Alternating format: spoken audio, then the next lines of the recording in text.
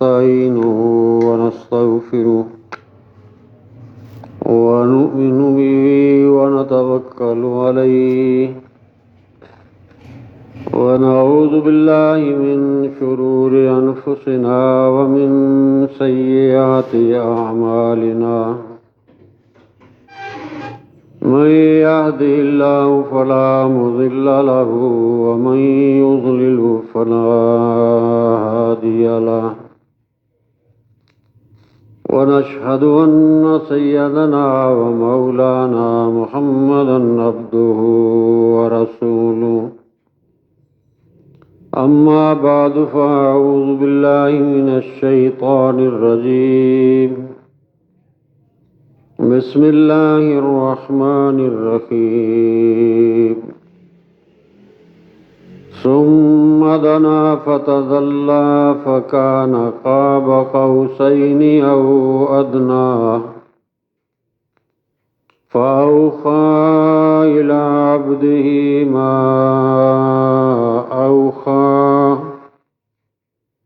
ما كذب الفؤاد ما رأى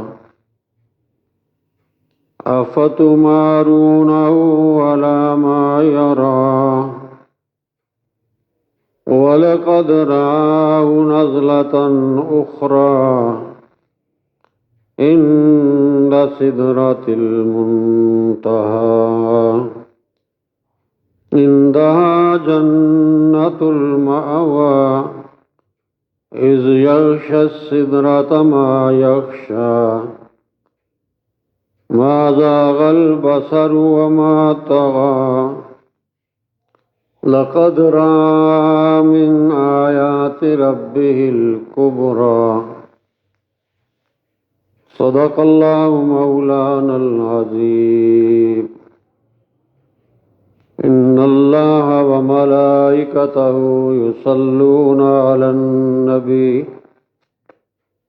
يا أيها الذين آمنوا صلوا عليه وسلموا تسليما اللهم صل على سيدنا ومولانا محمد وعلى آل سيدنا ومولانا محمد وبارك وسلم عليه.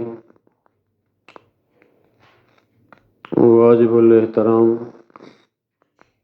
سامعین حضرات، یہ رجب کا مہینہ ہے جس میں اکثر مفسرین اور محققین کا خیال یہ ہے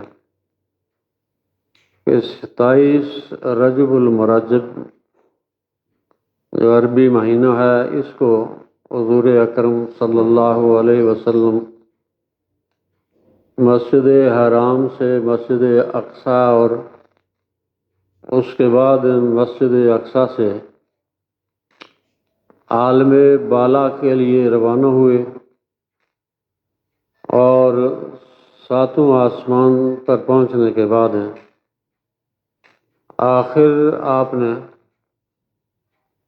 سدرۃ المنتہا تک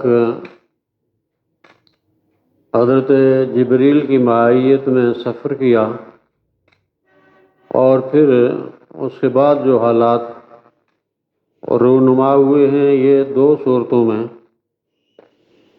ایک صورت ہے سورۃ النجم جو میں نے ابھی پڑھی ہے آپ کو، اور دوسرا سورۃ اسراء ہے یا بنی اسرائیل، 2 نام ہیں اس کے، اس میں اس کا تذکرہ ہے، اور وہ آپ حضرات کو میرے گمان کے مطابق حفظ یاد ہوگا۔ سبحان الذی اسریٰ بعبدہ لیلا من المسجد الحرام الی المسجد الاقصی الذی بارکنا حولہ لنریہ من آیاتنا انہ هو السمیع البصیر۔ یہ آیت ہے جس میں حضور اکرم صلی اللہ علیہ وسلم کا سفر مسجد حرام سے مسجد اقصی تک کا بیان ہوا ہے۔ یہ مسجد حرام جو خانہ کعبہ اور اس کے ارد گرد ہیں، جو آپ دیکھتے ہیں جہاں پر لوگ طواف کرتے ہیں اور اس کے باہر تک، یہ سارا کا سارا مسجد حرام کہلاتا ہے، اور اس میں جو عبادت کی جاتی ہے اس میں ایک نماز کا 1,00,000 درجے ثواب ملتا ہے، اور اس کے بعد مسجد نبوی ہے اور اس کے بعد مسجد اقصی ہے۔ سبحان الذی اسریٰ بعبدہ لیلا من المسجد الحرام الی المسجد الاقصی، پاک ہے وہ ذات جس نے سیر کرائی جسم اور روح کے ساتھ اپنے بندے حضرت محمد مصطفیٰ صلی اللہ علیہ وسلم کو مسجد حرام سے مسجد اقصی تک۔ یہ مسجد اقصی اس کو اس لحاظ سے کہتے ہیں کہ اقصی کے معنی ہوتے ہیں دوری اور بعد۔ اب یہ دوری اور بعد جو ہے وہ کس لحاظ سے ہے؟ ایک حدیث میں آتا ہے کہ کوئی شخص کسی کی زیارت کے لیے، مساجد کی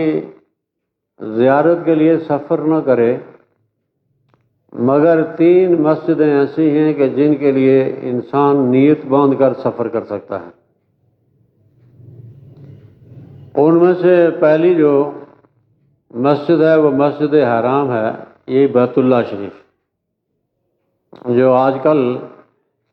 ایسی پابندیوں کا شکار ہے کہ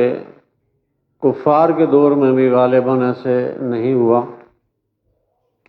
اور اس کے بعد مسجد نبوی ہے صلی اللہ علیہ وسلم، اور پھر اس کے بعد ہے بیت المقدس۔ یہ سفر مسجد حرام سے شروع جو ہوتا ہے، یہ مسجد حرام ہے، اور یہاں پر مسجد نبوی ہے، اور اس کے بعد جو ہے یہاں پر مسجد اقصی ہے۔ تو اقصی کے معنی جب میں نے آپ سے عرض کیے کہ اس کے معنی ہیں دوری کے، تو پھر آپ بہت آسانی سے سمجھ گئے کہ مسجد حرام سے سفر کیا، مسجد نبوی دور ہے، مسجد نبوی سے آگے یہ بیت المقدس جو ہے یہ اور دور ہے، اس لیے اس کو اقصی کہتے ہیں۔ یہ اس کی لفظی جو ہے وہ تشریح اور تعبیر ہے۔ لِنُرِیَہُ مِنْ آیاتنا، ہماری نشانیاں جو ہے وہ پیغمبر دیکھے۔ اب یہ نشانیاں کیا ہیں؟ مسجد اقصی میں نشانیاں کیا ہیں؟ تو نشانیاں 2 طرح کی ہیں، ایک نشانیاں مادی طور پر ہیں، اور ایک نشانیاں جو ہے وہ روحانی طور پر ہیں۔ مادی طور پر اس لحاظ سے مادی طور پر وہاں پر نشانیاں ہیں کہ وہاں جو مسجد اقصی ہے اس میں باغات اور اسی طرح زراعت اور دیگر جو انسان کے کھانے پینے کی چیزیں ہیں وہ وہاں وافر مقدار میں پائی جاتی ہیں۔ اور روحانی طور پر اس لحاظ سے کہ مسجد اقصی میں اس کے ارد گرد جو ہے وہ جتنا ایریا ہے وہ مدفن ہے انبیاء کرام علیہم السلام کا، اور اللہ کی دھرتی اور آسمان کے نیچے انبیاء کرام اپنے وقت کے اعتبار سے ان سے افضل زندگی میں اور موت کے بعد بھی کوئی نہیں ہوتا، اور جہاں پر وہ ڈیرا ڈالے ہوتے ہیں وہ جگہ بھی بہت متبرک ہوتی ہے کہ اس میں ہمیشہ اللہ رب العزت کی رحمتیں نازل ہوتی رہتی ہیں، برستی رہتی ہیں۔ فرمایا کہ ہم نے مسجد حرام سے مسجد اقصی تک اپنے بندے کو سیر اس لیے کروائی کہ لنوریہ من آیاتنا، ہماری نشانیاں دیکھے کہ ہم نے پھل پھول، غلہ جات اور وہاں پر جو انبیاء علیہم الصلاۃ والسلام کا مسکن اور مدفن رہا ہے وہ دیکھیں۔ چنانچہ نبی اکرم صلی اللہ علیہ وسلم جب مسجد اقصیٰ میں داخل ہوئے، داخل ہونے کے بعد وہاں پر سارے انبیاء کرام علیہم الصلاۃ والسلام اپنے جسم مثالی کے ساتھ، ایک آپ کا جسم یہ اس وقت جسم حقیقی ہے کہ جو باقاعدہ طور پر ایک جگہ گھیرتا ہے، آپ اٹھ کر ادھر چلیں گے، آگے بڑھیں گے، اور ایک ہوتا ہے جسم مثالی۔ انبیاء کرام علیہم السلام کو جسم مثالی کے طور پر حضور اکرم صلی اللہ علیہ وسلم کے استقبال کے لیے وہاں لایا گیا بحکم الہی۔ اور نماز کا جب وقت ہوا تو روایات میں آتے ہیں آذان ہوئی، اور آذان ہونے کے بعد ساری صفیں جو ہے وہ لگی ہوئی ہیں، بچھی ہوئی ہیں، اور انبیاء کرام علیہم الصلاۃ والسلام صفوں میں کھڑے ہیں۔ کوئی نہیں کہ جو آگے وہ حضرت آدم سے لے کر حضرت عیسیٰ علیہ الصلاۃ والسلام تک۔ یہ قرآن میں تو 25 انبیاء اور رسل کا ذکر ہے، لیکن ہمارا عام طالب علم بھی یہ سمجھتا ہے کہ 1,24,000 کے لگ بھگ انبیاء کرام آئے ہیں علیہ الصلاۃ والسلام۔ تو آپ دیکھیں کہ اس مسجد میں کتنی رونقیں ہوں گی اور برکتیں ہوں گی، اللہ کے انعامات ہوں گے۔ اب ہر پیغمبر دوسرے کو دیکھ رہا ہے کہ آگے بڑھ کر امامت کون کروائے، تو جبریل امین جو سید الملائکہ فرشتوں کے سردار ہیں اور سارے فرشتے اس کے حکم کے تابع ہیں، انہوں نے حضور کی بازو مبارک کو تھاما اور فرمایا کہ آپ آگے بڑھیں اور امامت فرمائیں۔ حضور اکرم صلی اللہ علیہ وسلم نے 2 رکعت نماز پڑھائی۔ اس سے اشارتاً یہ معلوم ہوتا ہے کہ یہ بھی روایات میں تفصیلاً ذکر ہے، اور مفسرین حضرات نے اس واقعہ معراج کو اس انداز سے بیان کیا کہ جب آپ مسجد حرام سے نکلے تھے تو کوہ طور پہ پہنچے، وہاں بھی آپ نے 2 نفل پڑھے تھے، اور مدین میں پہنچے تھے وہاں بھی 2 نفل پڑھے تھے۔ آگے جب مسجد حرام میں داخل ہوئے تو پھر بھی جو ہے وہ تحیۃ ال2 نفل پڑھے تھے، اور پھر سب سے پہلے جو ہے وہ امامت انبیاء کی کروائی۔ ابھی سفر بہت دور کا ہے، اور معلوم ہوتا ہے کہ نماز کی اہمیت اور اس کی قدر و منزلت اللہ کے ہاں، اللہ کے نبیوں کے ہاں، اور خود جبریل کے ہاں، اور خصوصاً حضور اکرم صلی اللہ علیہ وسلم کی امامت، آپ کی سیادت اور قیادت کو پورے انبیاء سے منوانے کے لیے اللہ رب العزت نے آپ کو امامت کا شرف بخشا، اور 2 رکعت جو ہے وہ آپ نے سارے انبیاء کو وہاں پڑھائی۔ پڑھانے کے بعد یہاں تک تو آپ ایک چوپائے کے ذریعے سے سفر میں آئے تھے، اور اس کے بعد جو آگے عروج ہوا، اس عروج کے لیے آپ کے لیے ایک زینہ لایا گیا، سیڑھی جس کو آپ لفٹ سے تعبیر کر سکتے ہیں، اور جبریل امین اور حضور اکرم صلی اللہ علیہ وسلم کا اس سے آگے جو ہے وہ سفر ہوا، یہاں سے پہلے آسمان تک۔ بہت بحثیں ہیں یہاں فلسفیوں کی، منطقیوں کی، اور بڑے سائنسدانوں کی، کہ یہ جو ہمیں اوپر نظر آیا جس کو ہم آسمان کہتے ہیں، یہ تو حد نگاہ ہے، اس سے بہت اونچا جو وہ آسمان ہے، اور بعض لوگ تو منکر ہیں سرے سے کہ آسمان ہے ہی نہیں سرے سے، اور بعض لوگوں کو یہ خیال ہے کہ اتنی بلندی پر جا کر آکسیجن ختم ہو جاتی ہے، اور جب آکسیجن ختم ہو تو اسپتال میں آپ نے دیکھا ہوگا جن کو آکسیجن لگا ہوتا ہے وہ اتارا اور فوراً جو ہے موت واقع ہو گئی، یہ آپ نے دیکھا۔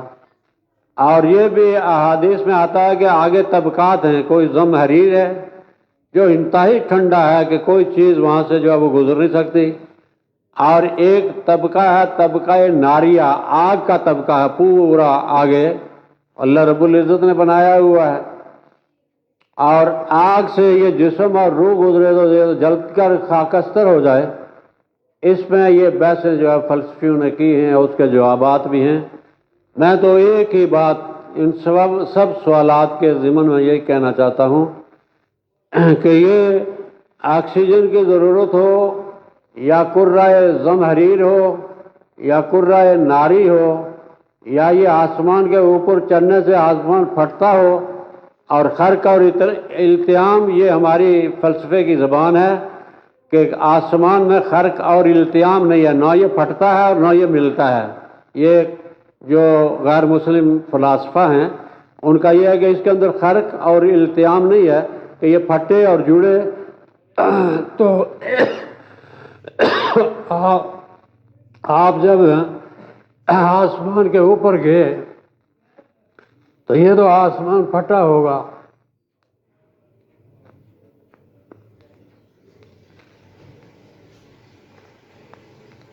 اور پھٹنے کے باعث ہی تو آدمی اوپر چڑھتا ہے، اور پھر پھٹا اور پھر یہ جڑا بھی ہوگا۔ تو فلاسفہ کہتے ہیں کہ اس کے اندر خرق اور التیام نہیں ہے، کیونکہ پھٹے گا تو پھر اس کو جوڑے گا کون، اور یوں یہ مسئلہ ہے۔ لیکن یہ ساری عقلی جو دلیلیں ہیں، چونکہ انسان کو جو ہمارا 5 فٹ 6 انچ 7 انچ 9 انچ اور 9 فٹ غالباً وہ عالم چنا کا جو قد تھا، یہ ہمارے جسم کے اندر جو دل و دماغ ہے یہ اس کے فیصلے ہیں، اور ایک اس ذات کا فیصلہ ہے جس کو اللہ رب العزت کہتے ہیں، جس کو رحمان کہتے ہیں، رحیم کہتے ہیں، قہار کہتے ہیں، جبار کہتے ہیں، رحیم کہتے ہیں۔ ایک وہ ذات ہے کہ جس نے اس انسان کو بنایا ہے، اور جس نے آسمان اور زمین کو بنایا ہے، جس نے کرۂ ناری اور کرۂ جو ہے وہ زمہریر کو بنایا ہے،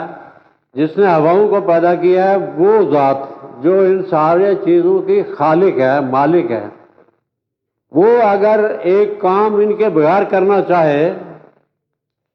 وہ بغیر ان کے کام کرنا چاہے، اور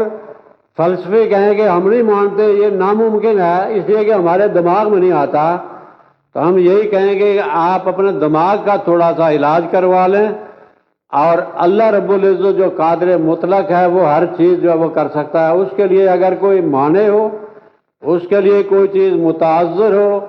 اس کے لیے کوئی پریشانی کا باعث ہو، تو پھر وہ اللہ نہیں رہ سکتا۔ اللہ لا الہ الا هو الحی القیوم لا تاخذہ سنۃ ولا نوم لہ ما فی السماوات وما فی الارض۔ اسی کے لیے ہے جو کچھ آسمانوں اور زمین میں ہے، یہ نہیں کہا کہ انسان کے لیے ہے جو کچھ زمین اور آسمان، ایک ہی۔ اور اس کو تعبیر کیا ہے اللہ نے لفظ سبحانک سے، سبحان الذی اسریٰ، کہ منزہ، پاک اور بری الذمہ، اور کسی عجز اور انکساری اور پریشانی اور کسی ساتھی اور ساجی اور شریک سے بالکل منزہ اور مبرہ ذات ہے اللہ کی، کہ جس نے اپنے بندے کو یہ سیر کروائی ہے۔ لہذا یہ سارے کے سارے فلسفیوں کے سوالات درے کے درے رہ جاتے ہیں، اور ان کے اندر کوئی قدر اور وزن نہیں رہتی۔ حضور اکرم صلی اللہ علیہ وسلم پہلے آسمان پہ آدم کو، دوسرے میں عیسیٰ کو، تیسرے میں یوسف کو، چوتھے میں ادریس کو، پانچویں جو ہے ہارون کو، چھٹے میں حضرت موسیٰ، اور ساتویں میں حضرت ابراہیم علیہ السلام سے ملے۔ یہ میں نے پہلے بھی بیان کیا، دہرا لیا اس لیے کہ شاید کوئی بعضوق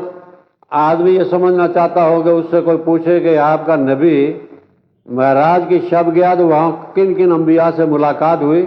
تو آپ اس کو بتا دیں، یہودی کو، عیسائی کو، ہندو کو اور دوسرے کو۔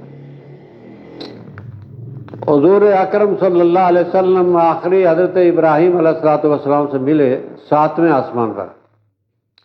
اور آپ اس سے بھی اوپر گئے اور سدرۃ المنتہا تک پہنچے۔ یہ سدرۃ المنتہا، سدرہ، یہ 2 لفظ ہیں۔ سدرہ کہتے ہیں بیری کو، بیرین درخت جو ہے،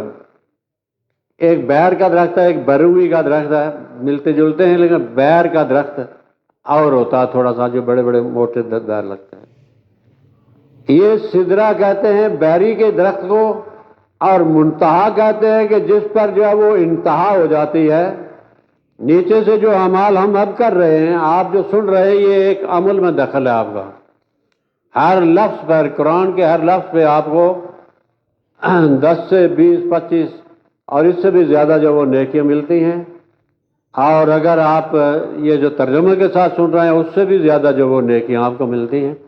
یہ جتنی آپ کی نیکیاں ہیں فرشتے اٹھا کر لے جا کر یہ سدرۃ المنتہا، وہ بیری کا درخت کے جو منتہا ہے وہاں پر جا کر فرشتے رک جاتے ہیں، اس سے آگے ایک قدم بھی نہیں بڑھ سکتے۔ اور کرسی سے لے کر عرش، اور اس کے بعد جو آسمان ہے اس سے اترتی ہے جو چیزیں، اور یہ سدرۃ المنتہا تک پہنچتی ہے فرشتوں کے پاس، اور وہ فرشتے آ کر یہاں پر رک جاتے ہیں سدرۃ المنتہا میں، وہاں سے یہ نیچے نہیں آ سکتے۔ وہاں پر جو وہ سارے اعمال نیچے سے اوپر چلنے والے ختم، اور اوپر سے نیچے آنے والے یہاں پر جو وہ رک جاتے ہیں۔ اس کو کہتے ہیں سدرۃ المنتہا، عندہا جنت المأویٰ۔ یہ سدرۃ المنتہا قرآن کے الفاظ، اور جتنے لفظ ہیں اس کے بدلے میں آپ کو 10 اور 25 نیکیاں، 50 نیکی، 100 نیکی ایک لفظ کے بدلے میں جو ملتی ہے۔ الحمدللہ۔ عندہا جنت المأویٰ، اسی سدرۃ المنتہا کے پاس جو وہ جنت ہے، جنت المأویٰ۔ یہ سدرۃ المنتہا جو یہ درخت ہے، اس کا تعارف کیا ہے؟ اس کا تعارف یہ ہے کہ چھٹے آسمان پر اس کی جڑیں ہیں، اور وہاں سے اٹھ کر اوپر جو ہے وہ 7ویں آسمان کے اوپر جو ہے وہ یہ پورے ایک ایریے میں چھایا ہوا ہے۔ اور یہ یاد رکھیں کہ چھٹے آسمان سے 7ویں آسمان تک 500 میل کا جو فاصلہ ہے۔ سبحان اللہ کہہ دیں، کتنی عجیب بات ہے۔ یعنی اتنا بڑا درخت آپ نے دیکھا ہے؟ یہ جب تعجب ہوتا ہے تو کوئی کہتا ہے سبحان اللہ، وہ نہیں یہ نعت خوان کہیں یہ سبحان اللہ کہیں تو ہم کوئی نعت پڑھیں آگے یا کچھ کریں۔ میں کہتا ہوں کہ چھٹے آسمان پر اس کی جڑ ہے، اور 7ویں آسمان پر وہ جو ہے وہ اپنے ٹہنیاں اور شاخیں اور اپنے پتے نکالے ہوئے ہیں، اور ان کے پتے اتنے ہیں کہ جس طرح ہاتھی کے جو ہے وہ کان ہوتے ہیں، اور اس کے ساتھ اس کے پھل ہیں جو سدرۃ المنتہا کے، وہ کہتے ہیں کہ بڑے بڑے جو مٹکے ہیں، مٹکے اتنے مٹکوں کی طرح جو ہے وہ اس کے ساتھ پھل لگے ہوئے ہیں۔ اور اس پر جو اللہ رب العزت نے ایک مخلوق، نورانی مخلوق وہاں ان پتوں پر اور پھلوں پر چھائی ہوئی ہے، وہ ساری کی ساری سانے کی طرح ہے کہ یہ سارا کا سارا جو ہے وہ درخت انتہائی روشن، نورانی اور چمکیلا، اور یہ سانے کی طرح جو ہے وہ چمک رہا ہے۔ یہ مثال کے طور پر، ورنہ دنیا کا یہ سانہ اور اللہ رب العزت کی وہ کاریگری اور صنائی، اس کا آپس میں کوئی نسبت اور مقام نہیں ہو سکتا۔ حضور صلی اللہ علیہ وسلم سدرۃ المنتہا سے بھی جب آگے بڑھے تو جبریل امین پیچھے رہنے لگے، تو حضور اکرم صلی اللہ علیہ وسلم نے فرمایا کہ چون در دوستی مخلصم یافتی، انانم ز صحبت چرا تافتی، کہ ہم تو چلے ہیں مسجد حرام سے، آپ نے راستے میں رہنمائی کی ہے، اور یہاں پر بھی ہم پہنچے ہیں، اور پہنچنے کے بعد مجھ سے کوئی ایسی بات تو نہیں ہوئی کہ جو بات جو ہے وہ آپ کی طبع کے خلاف ہو۔ ہم تو بڑی خوشی سے یہاں پہنچے ہیں، تو آپ میری دوستی سے تخلف کیوں کر رہے ہیں، پیچھے کیوں ہٹ رہے ہیں؟ انہوں نے کہا، شیخ سعدی کہتے ہیں کہ انہوں نے کہا کہ اگر یکسر موئے برتر پرم فروغ تجلا بسوزد پرم، کہ اگر میں ایک بال کے برابر آگے بڑھوں تو اللہ کی آگے جو تجلیات ہیں وہ میرے پروں، سارے پروں کو، یہ پر ہیں جبریل کے۔ میں نے ایک عزیز سے باہر پوچھا ابھی، میں نے کہا کہ یہ پر کتنے ہیں جبریل کے، آپ بتائیں، کوئی آدمی بتائے آپ میں سے؟ اس نے کہا 1400۔ میں نے کہا بھائی اس میں غلطی لگ جاتی ہے، یہ 600 پر ہے، جزاک اللہ آپ کو یاد ہے۔ مجھے دو ساتھی باہر میں، ایک ساتھی باہر ملا تھا، ڈرائیور تھا، انہوں نے کہا ہم جمعہ آپ کے پاس پڑھتے، اور بھائی نے آپ کی تقریر لفظ بہ لفظ 3 آدمی کو انہوں نے بتایا کہ ہم لفظ بہ لفظ یاد کر لیتے ہیں اور ایک دوسرے کو سناتے رہتے ہیں، کیونکہ آپ تھوڑی تھوڑی باتیں بتاتے ہیں، تقریر شکری نہیں کو کر دیتے۔ یہ 600 پر ہیں، اور پر کتنا ہے؟ پر اتنا ہے کہ جبریل امین نے کئی بستیاں عملاً، کئی بستیاں ایسے جیسا شیبل ہوتا ہے ایسے اٹھائیں اور ایسے اوپر لے جا کر پھر زمین پر پٹکی اور ان کا نام و نشان نہیں رہا۔ اور اس زمین کو، پوری زمین کو بھی اگر اٹھا کر جبریل امین جب وہ نیست و نابود کر دیں تو اس کے لیے کوئی مشکل نہیں ہے۔ انہوں نے کہا یہ اتنے میرے سارے پر جو ہے وہ جل کر مٹی بن جائیں، سجی بن جائیں، میں نہیں آگے بڑھ سکتا۔ حضور اکرم صلی اللہ علیہ وسلم اس سے آگے بڑھ گئے۔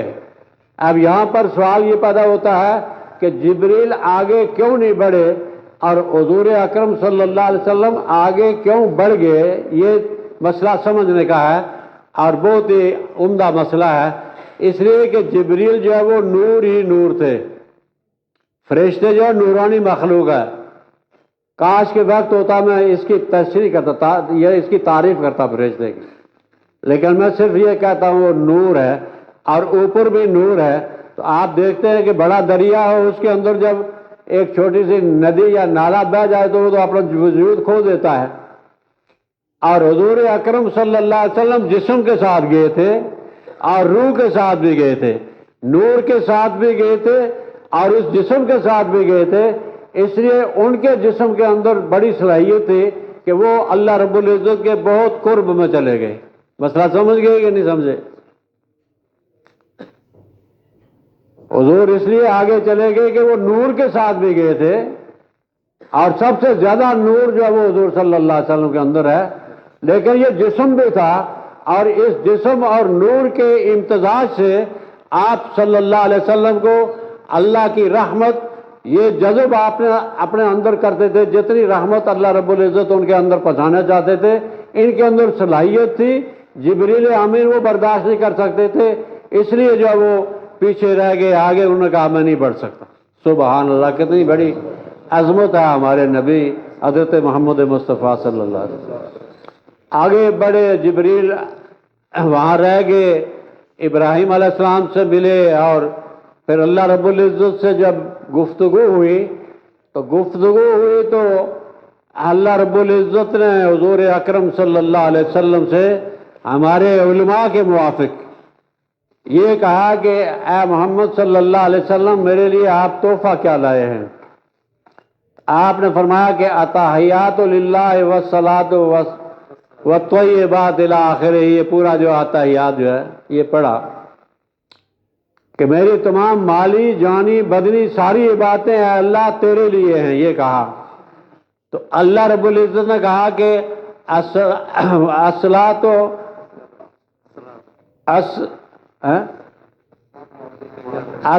علیک ایھا النبی، ایھا النبی، الصلاۃ علیک، صلاۃ ہو، سلام ہو، السلام علیک، سلام ہو، ایھا النبی، اے نبی آپ پر سلام ہو میری طرف۔ آگے بڑی دلچسپ جو ہے وہ بات ہے، یہ سلام کس کو دیا؟ اللہ نے حضور اکرم صلی اللہ علیہ وسلم سے۔ اب حضور صلی اللہ علیہ وسلم جن کا نام آپ کے سامنے آتا ہے، آپ بخیلی کرتے ہیں، صلی اللہ علیہ وسلم نہیں کہتے، تو رسول اللہ نے یہاں کیا کہا؟ اللہ نے تو آپ کو کہا کہ آپ پر سلام ہو، تو حضور نے فرمایا وَعَلَىٰ عِبَادِهِ الصَّالِحِينَ، اور اے اللہ آپ کا سلام مجھ پر ہو، لیکن آپ کے بندوں پر بھی ہو، جو بندے جو وہ آپ کے میری امت میں سے، ان پر بھی جو وہ سلام ہو۔ آپ کو معراج کی شب اللہ سے ہم کلام ہونے کے بعد رسول اللہ نے آپ کو نہیں بلایا، کہا کہ میرے آپ کے بندوں پر بھی جو ہے سلام ہو۔ اس وقت جب یہ سلام اور صلات جو وہ ہوئی، اس کے بعد واپس آئے، جبریل امین نے ان جملوں کے پیش نظر کہا کہ اشہد ان لا الہ الا اللہ۔ یہ کس نے کہا؟ جبریل نے۔ اشہد ان لا الہ الا اللہ واشہدو ان محمدا عبدہ و رسولہ، کہ میں گواہی دیتا ہوں کہ اللہ کے سوا کوئی معبود نہیں اور محمد صلی اللہ علیہ وسلم اللہ کے نبی اور رسول ہیں۔ یہ جبریل نے کہا۔ یہ جو جملے آپ اگر یاد کر لیں بڑے دلچسپ ہیں۔ میں ایک بات کہنے کے بعد سمجھانے کے بعد ختم کر رہا ہوں، اور وہ یہ ہے کہ آپ جب آسمان پر اس عالم بالا تک پہنچے، اللہ نے جو 50 نمازیں فرض کی، آپ کو پھر بھی جو ہے کسی مجلس میں شاید میں آئندہ ہوں یا نہ، اگر زندہ رہے تو اس کو جاری رکھیں گے، اور یہ عرض کروں کہ اللہ رب العزت نے 50 نمازیں فرض کی اور خوشی خوشی واپس ہوئے تو 7ویں آسمان پر تھے حضرت ابراہیم علیہ السلام، اور چھٹے پہ تھے حضرت موسیٰ علیہ السلام۔ حضرت ابراہیم علیہ السلام سے گزرے 50 نمازیں لے کر، انہوں نے نہیں کہا کہ اس میں تخفیف ہونی چاہیے یا کمی ہونی چاہیے، اور جب موسیٰ علیہ السلام کے پاس پہنچے انہوں نے کہا آپ کو کیا دیا تحفہ اللہ نے کیا کہا آپ کو؟ انہوں نے کہا 50 نمازیں دی ہیں بطور تحفے کے۔ حضرت موسیٰ نے کہا کہ یہ تو بہت زیادہ نمازیں ہیں، یہ بہت زیادہ نمازیں ہیں، میں نے تجربہ کیا اپنی امت پر، بنی اسرائیل پر، وہ اتنی نمازیں نہیں پڑھ سکیں گے، لہذا آپ واپس جو ہے اور اس میں تخفیف کرائیں۔ یہ میں ابھی اس میں اجمال کر رہا ہوں، بالکل اشاراتن۔ یہ گئے واپس، اللہ سے 5 نمازیں معاف ہوئی، پھر گئے واپس ہوئی، کرتے کرتے جو ہے 5 نمازیں رہ گئی، اور اللہ رب العزت نے فرمایا کہ میں نے 50 نمازیں ہی تمہارے حق میں لکھی ہوئی تھی، لا تبدیل لخلق اللہ ما یبدل لدیہ، میرے پاس جو وہ قول وہ بدلی نہیں ہوتا، وہ 50 ہی ہے، پہنچ پڑے گی آپ کی امت، ہم ثواب اس کو 50 نمازوں کا ہی عطا کریں گے۔ اس میں ایک نقطہ یہ ہے، وہ یہ ہے کہ حضرت ابراہیم علیہ السلام نے کیوں نہیں کہا کہ آپ نمازیں معاف کرائیں؟ موسیٰ علیہ السلام نے کہا کہ معاف کرائیں، یہ کیا وجہ ہے؟ وجہ یہ ہے کہ حضرت ابراہیم علیہ السلام کا لقب آپ نے یہ سنا ہے کہ خلیل اللہ ہیں۔ حضرت ابراہیم کیا ہیں؟ سب کہہ دو خلیل اللہ، اللہ کے دوست ہیں، اللہ کے دوست ہیں، اور اللہ کا دوست وہی کام کرتا ہے، دوست وہی کام کرتا ہے، محبوب وہی کام کرتا ہے جو اس کا محب چاہے، اور ایک دوست دوسرے کے لیے وہی جو ہے پسند کرتا ہے جو اس کا جو ہے وہ دوسرا دوست چاہے۔ اس لیے حضرت ابراہیم علیہ السلام نے کہا آمنا و صدقنا، وہ آگ میں پڑ گئے تھے، نمرود کے ساتھ مقابلہ کیا سارا، انہوں نے کوئی کبھی جو ہے وہ ریزن نہیں پیش کیا، اور حضرت موسیٰ علیہ السلام نے کہا کہ آپ واپس جو ہیں، یہ تھے کلیم اللہ، اللہ سے کلام کرنے والے، اور جو خلیل اللہ ہوتا ہے وہ اللہ کے ہر حکم کی تابعداری کرتا ہے، اور جو کلیم ہوتا ہے وہ نیاز اور عجز اور اس کے ساتھ ادب اور احترام کے ساتھ واپس بات پوچھتا ہے کہ یہ کیسے ہے، رب ارنی کیف تحیی الموتى، یا یہ بھی موسیٰ نے کہا تھا کہ رب ارنی انظر الیک، میں تیری طرف دیکھنا چاہتا ہوں، اللہ کو دیکھنا چاہتا ہوں۔ یہ تو گفتگو ناز والی بات تھی، موسیٰ کی ناز والی بات تھی، اور حضرت ابراہیم کی خلیل ہونے کے ساتھ دوستی والی بات تھی۔ دوستوں سے مناظرے مناقشے نہیں کرتے، اور جو کلیم ہوتے ہیں وہ ایک دوسرے سے بات کرتے ہیں، اس لحاظ سے انہوں نے تخفیف کے لیے کہا، اور ابراہیم علیہ السلام نے آمنا و صدقنا کہا، اس پہ کوئی اعتراض نہیں ہے۔ یہ ایک اعلان میں نے کرنا تھا، وہ یہ میں نے یہ کیا تھا زور کو بھی کہ بعض لوگ جو ہے وہ فون پر کہتے ہیں کہ یہ آپ اپنا نمبر دیں اور فلانا کریں، لڑا کریں، اور اسی طرح جو ہے وہ